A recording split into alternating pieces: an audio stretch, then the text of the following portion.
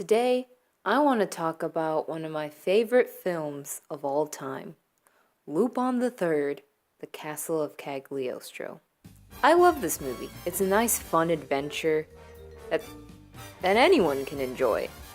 The animation is beautiful and has aged like a fine wine. So this movie got me into a rabbit hole that is the Lupin III franchise. A rabbit hole that I am still going through. The Lupin franchise is extremely popular in Japan, and Italy for some reason.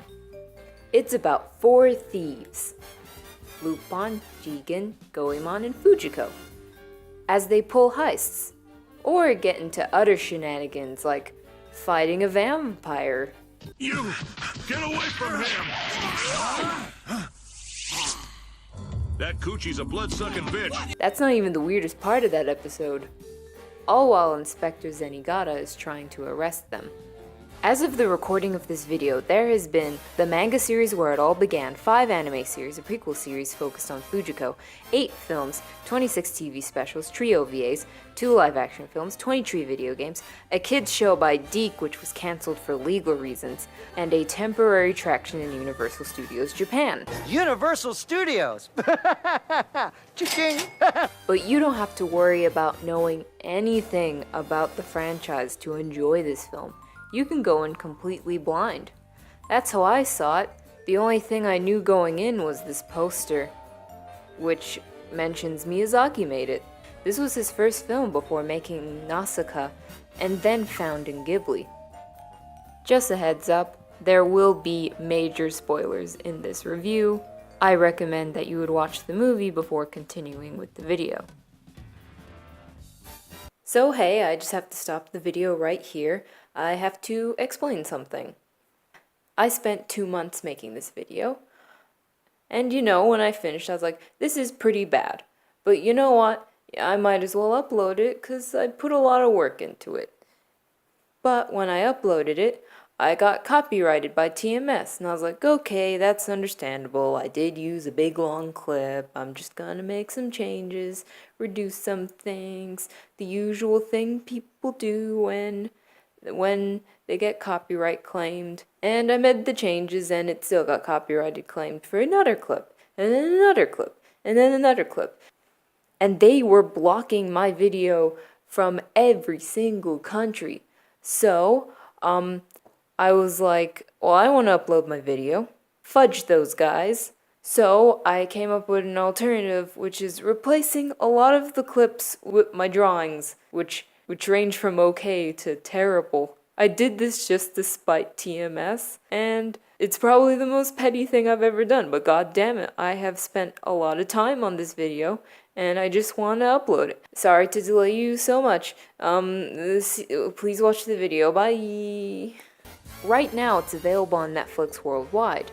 It's also available on YouTube, as the thumbnail shows the iconic scene where Lupin steals Iron Man's suit and fights Captain America. There's a reason why this scene shows up in top 10 anime battles. Okay, here's my stupid video about the Castle of Cagliostro. Let's go!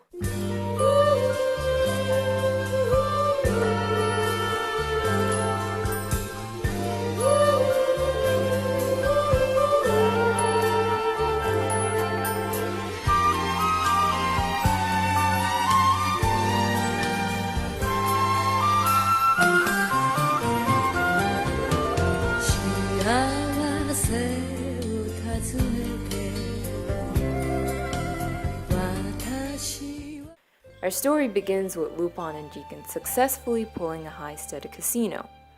But they find out that the money is counterfeit.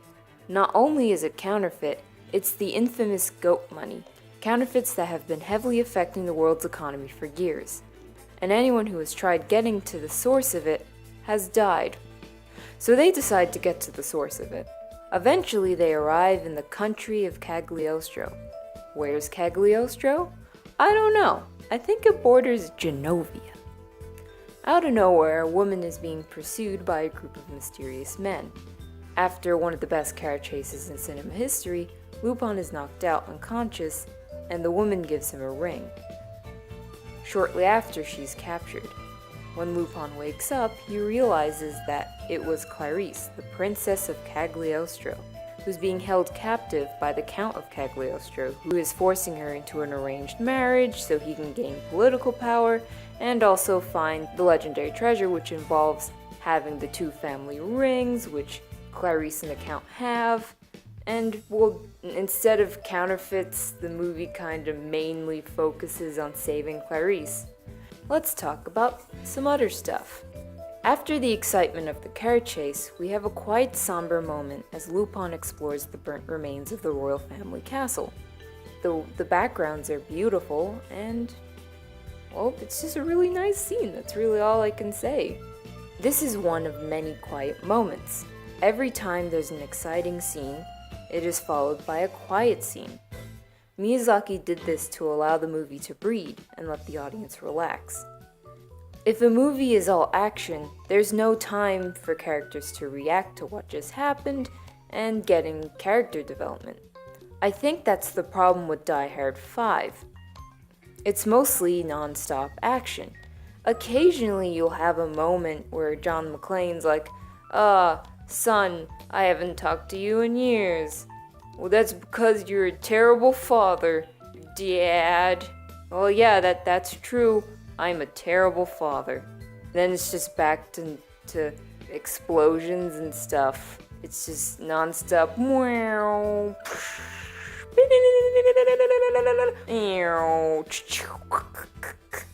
We're in Chernobyl for some reason now. Woo! Since animation here and in America is normally considered kids stuff, a lot of animated films targeted at children tend to not shut up. They will just constantly keep making noise in fear of losing the kids' attention. One example would be The Magic Voyage, which is a terrible movie about Christopher Columbus. Columbus teams up with a woodlouse and they save a fairy princess. But you know what? It's more believable than the actual lies they tell us in school.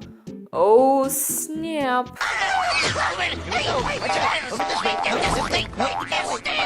Whoa! Surfing, pretty cool. Whoa! Hey, look up here. Come here. Wow, nice sea trip. Oh, where'd he go? Oh, yeah. Where'd you at? Sorry. Pretty steep. Climb here. No big deal. I like it. Even the English dub that I have for the Castle of Cagliostro is guilty of this. Good You old think you're pretty Zenigata. I clever, gotta hand it to but him. you're never Never gonna lets get my away life from me. get dull. I'll I catch don't you know if I what have I'd to do follow without you to him, the end Steven. of the world. You hear me? One of my favorite scenes is the scene where Lupin gets to Clarice's room. Clarice has lost all hope of ever being rescued, which makes sense. Her family died in a fire, which it's never said, but it's kind of implied that the Count did it. She's imprisoned by the Count, whose family has been killing people for generations, to the point that they have a corpse dungeon. And earlier in the film, she escaped by herself and was recaptured later on. This is a young girl who is afraid. So what does Lupin do? He talks like he's in a fairy tale, saying that he'll steal the princess away into the night from the evil sorcerer. And Clarice is like, dude, you are so dead. But then Lupin says this. Ah, なんということだ。その女の子は悪い魔法使いの力を信じるのに泥棒の力を信じようとはしなかった。その子が信じてくれたなら、泥棒は空を飛ぶことだって、湖の水を飲み干すことだってできるのに。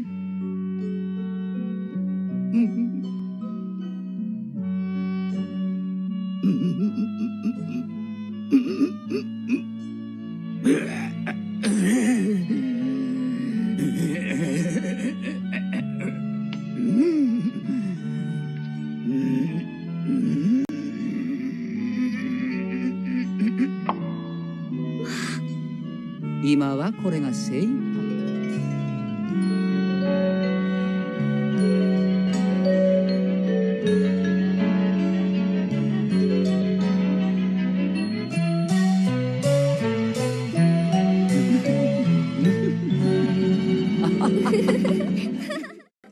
It's such a cute scene.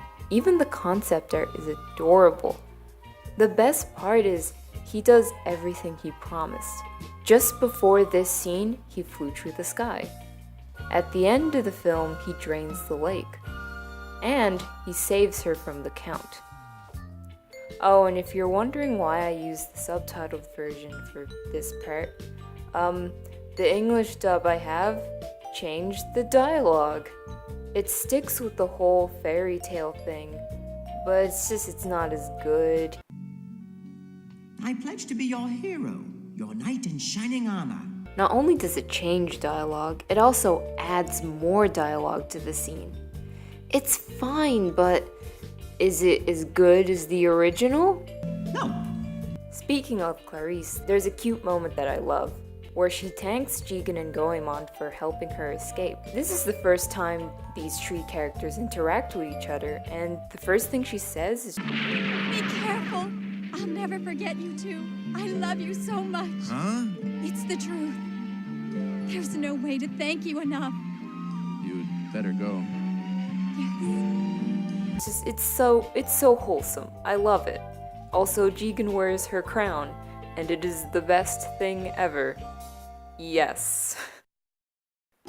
This movie is full of surprises. You never know where it's going to go. I was not expecting a gyrocopter. A gyrocopter is a type of aircraft. Unlike a helicopter, the rotor is not powered by a motor.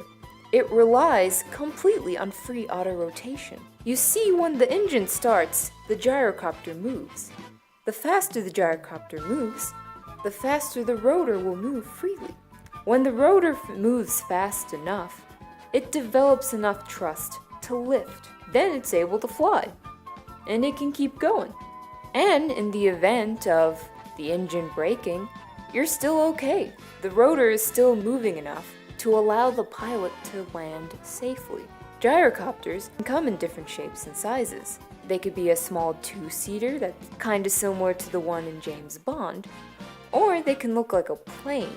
In fact, the one we have here may be based on the ones used in Japan in World War II. It's a Japanese movie, and we all know Miyazaki loves his flying machines.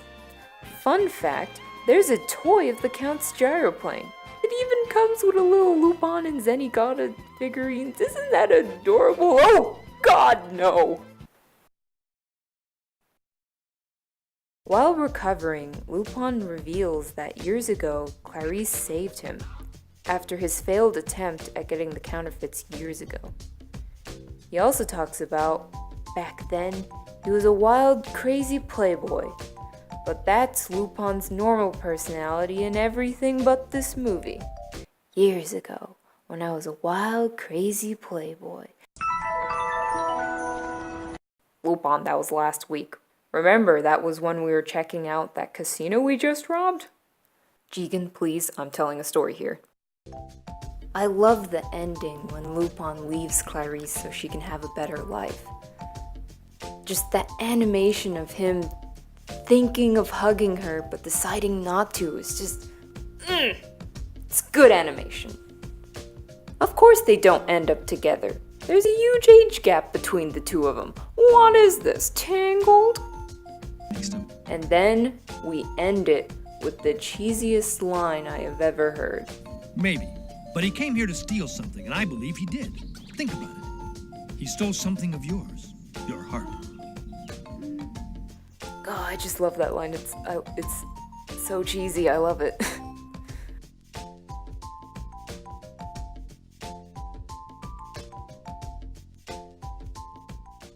Jar Jar is a key to all this. If we get Jar Jar working, because he's a funnier character than we've ever had in any of the movies before. At first glance, you would think that Clarice is just another useless damsel in distress. I admit, I thought that on my first viewing. Later on, I realized she's a lot more proactive than you think she is. She escapes by herself off screen at the beginning of the movie. When she wakes up with Lupin holding her, she's having none of that shit. She helps Lupin figure out the riddle to the treasure. She even saves Lupin twice, the same amount of times Lupin has saved her. Every time she saves Lupin, Lupin then saves her. It's equality. Notice how the first time they save each other, it's when the other one escapes from the castle.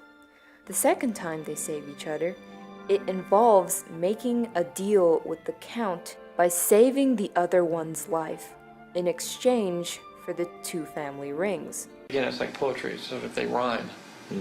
Clarice is the most important part of the movie. She's the one who gets the plot going. Without Clarice, who knows how the story would turn out? Oh wait, we do. Well, kinda. In an episode of the original series, which Miyazaki co-directed, there's an episode where Lupin and Jigen steal some money.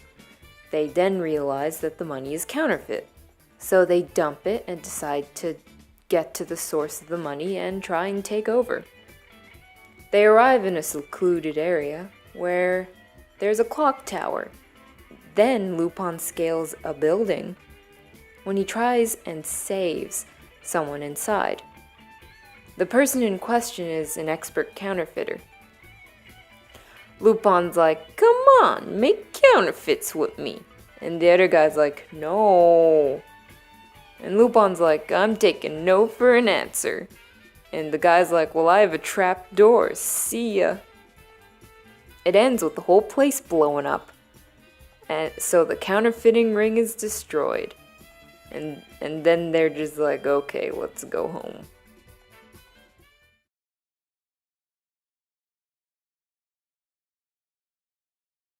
So the Castle of Cagliostro takes full advantage of the visual medium by showing the audience what's happening instead of explaining everything.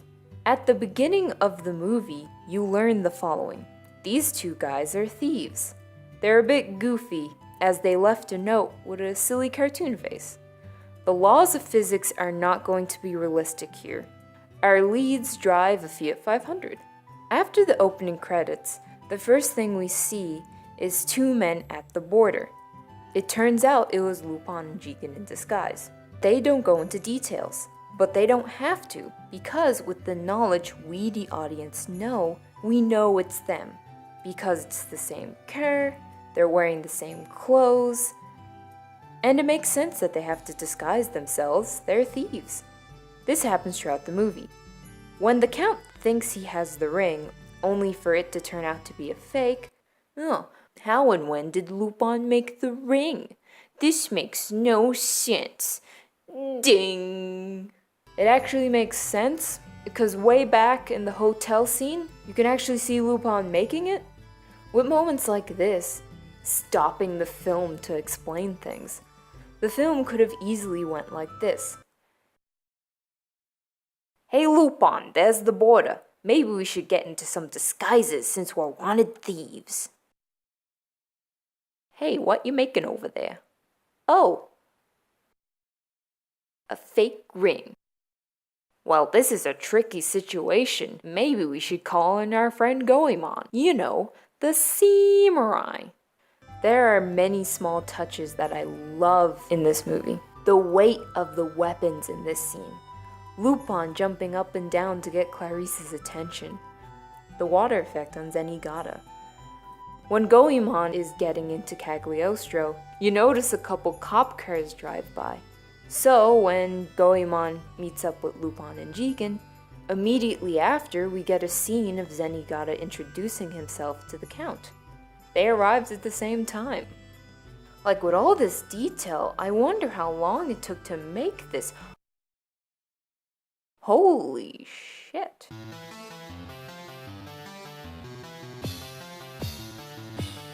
So the first Lupin III movie, The Mystery of Mamo, or The Secret of Mamo, or Lupin III, Lupin vs. the Clone, whatever title you're used to. Originally released on the 16th of December 1978, it was a financial success. So TMS wanted another film. So they got Miyazaki to direct it. They gave him the same budget, 500 million yen. But instead of 15 months, Miyazaki and his crew had 7 months. 7 months. 7 months to make a film, let alone a good film. This is especially hard to do in animation. Animated shows in America normally take 9 months per episode. The Simpsons, Bob's Burgers, even shows that are only 11 minutes long per episode like Steven Universe, always take 9 months to make. It takes a long time to come up with a plot, write the storyboards, make the backgrounds, ship it to Korea so they can animate the whole thing, record the voice acting, getting the sound effects, getting the music, composing the music and putting it into the show. Animation is a lot of hard work with tons and tons of people. Now, I don't really know much about animation in Japan, and I don't want to spend the next 5 minutes pretending I do. All I know is the deadlines are shorter, animators get paid per page instead of by the hour, and they're a lot more overworked than they would be in other countries. Not only was Miyazaki the director, he was also the writer, designer, and storyboard artist. Because of the short deadline, Miyazaki claimed that he had to change the script. He has never revealed what his original script idea was.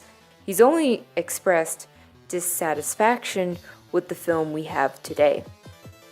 It's interesting to see Miyazaki's work on Lupin and see some similarities with it and his more original work later on.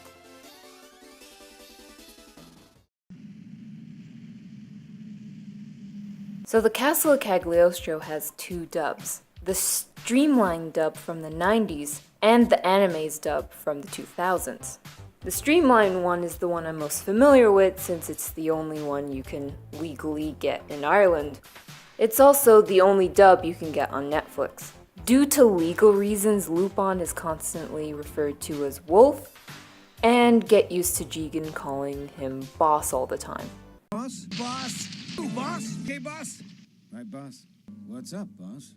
Boss, what? Boss? Bucko. You, boss. Hey, boss? Boss? Boss? How you doing, boss? You boss? Boss. You boss? You boss? Boss? What do you think? They also made some changes, such as Clarice being away at college instead of at a convent for the past couple years. They also added dialogue to quiet scenes, and they added some jokes. Oh? You son of a... Oh, dear.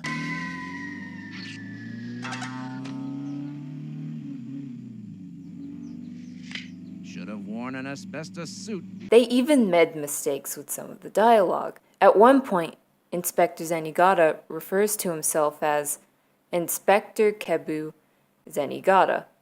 But Kebu is the Japanese word for inspector. Oops. I'm sorry, my Japanese is a bit rusty. Did you just call yourself Inspector Zenigata? No. Bob Bergen voices Lupin. He's best known for being the current voice actor for Porky Pig. This isn't the only time he worked on a Miyazaki film. He also voiced No Face and that frog from Spirited Away. And let's not forget his most iconic role, Tim the Witch Smeller from Sabrina the Animated Series. Coincidentally, Jigen makes a cameo in that show. The voice actress for Fujiko is also the voice actress for Gatomon and Angewomon from Digimon. Ain't that neat? Then we have the anime's dub. Now it's a lot more accurate to the original script, but they added swears for no reason. Okay, there probably was a reason. They're like, it's a Lupin thing. There needs to be swears. If you have the American Blu-ray, you can watch a cut where they got rid of all the swears, so the kids can watch. They also added dialogue, but not as much as the streamlined dub. And David Hayter voiced Lupin.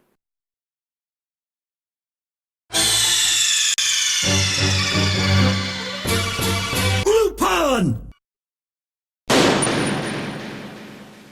So sub versus dub is going to be debated till the end of the universe. We spend so much time fighting over dubs or subs that we miss the big picture. I honestly don't care. I get to see this movie either way.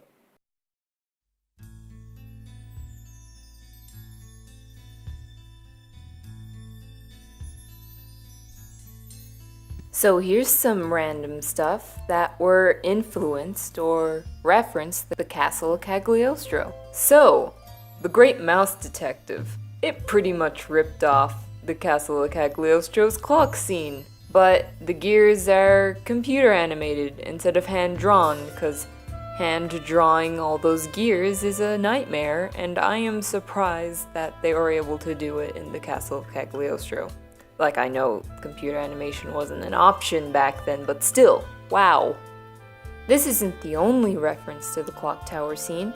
Batman the Animated Series kinda recreated it in the episode The Clock King.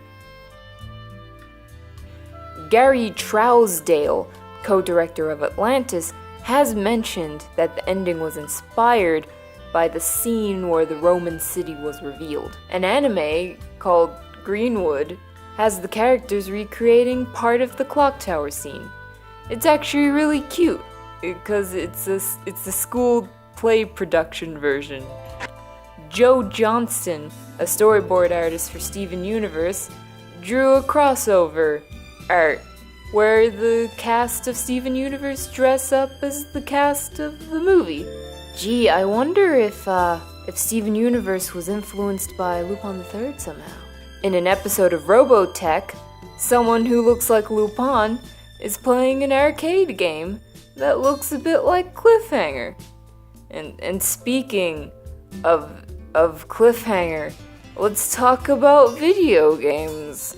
So, Castlevania. The backgrounds look extremely similar to the backgrounds of the Castle of Cagliostro.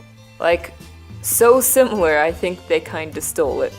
It's kinda funny that a year later, after the release of Castlevania, there was a Castle of Cagliostro game for the MSX, and the gameplay is exactly like Castlevania. You know, the stairs, the jumping, breaking things on walls to get items, it looks exactly the same. It's like Lupin got revenge and stole from Castlevania. So after the popularity of Dragon's Lair, Stern Electronics Inc., a company that manufactures video game arcades, and some pinball machines, like Austin Powers Pinball. Yeah, baby, yeah!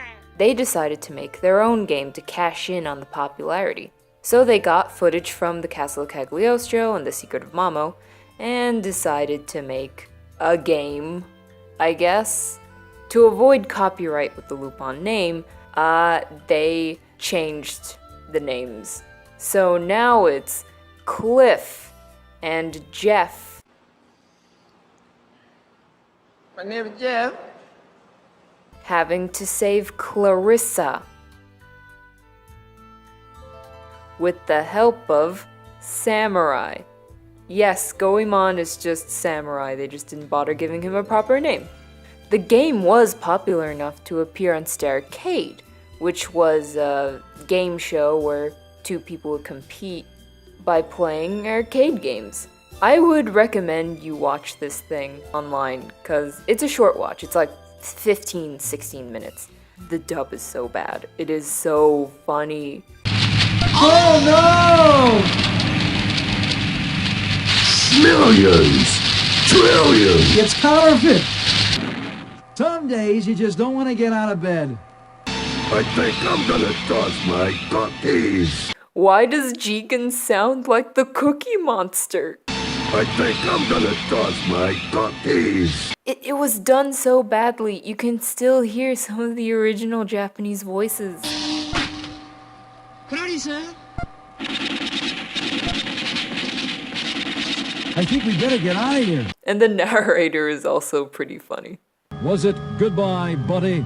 Kiss off time? No more nice guy? Was Clarissa's fate sealed in stone?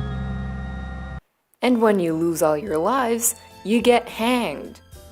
Wow, I thought only counterfeit Lion King games did that. Then we have the PlayStation 1 game, Reunion.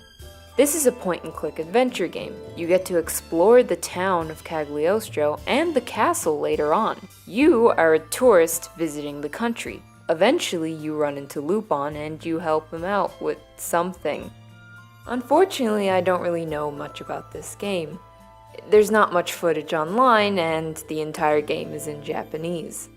We have the Game Boy game SD Lupin III, which is a puzzle game where you have to find a key and then steal a thing. I haven't played it, so I can't really describe it. Each level is a different villain from the series, and then there's Zenigata. And hey look, there's the Count. He's a level.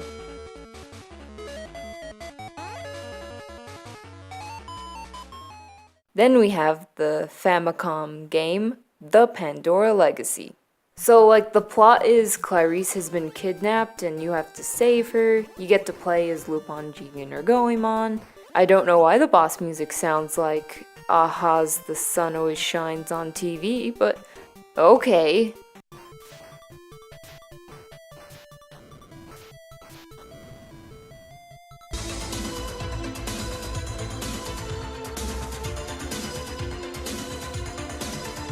In the end, it's revealed that Clarice wasn't kidnapped, she was just working with Fujiko to lure Lupin into a ruin, and I guess because Lupin was the only one who could release a phoenix or something?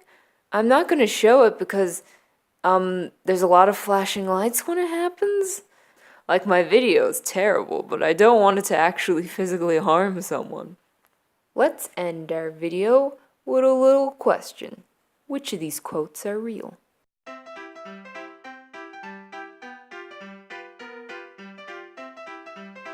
If you said Steven Spielberg, you're wrong. So there is a rumor that Steven Spielberg saw this film at the Cannes Film Festival in the 1980s. But according to the official Cannes sources, Cagliostro was not shown that year. The rumor also states that Cagliostro inspired Indiana Jones. But that can't be true because it's been stated that films like The Secret of the Incas is what inspired Indiana Jones. And then there's the quote. There is no evidence of Steven Spielberg even saying this quote. Yet the Manga Entertainment DVD has the quote on the cover. Coincidentally, in The Goonies, which Spielberg produced, Chunk is playing Cliffhanger in the beginning of the movie. And Data has a belt that's also a grappling hook. Wow, all this Spielberg talk is making me think of a live-action version of this film. If you said Miyazaki, you're also wrong. Now, there is some truth behind the quote.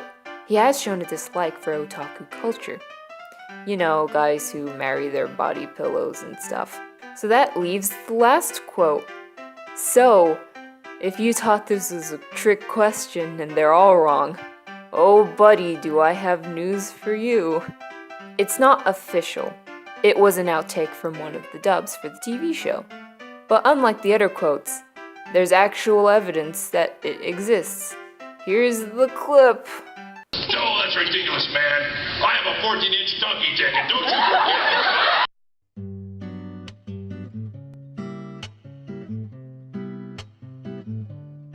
If you made it to the end of this dumb video, you can tell that I love this movie. It's like a motivational poster to me. It inspired me to start drawing again, something I hadn't done since I was in primary school, and it inspired me to start animating. And it also inspired me to make this video essay. I will always recommend this movie to everyone, because it's great, I love it. And I've said that way too many times, I should just end the video now. Thanks for watching this terrible video. Bye!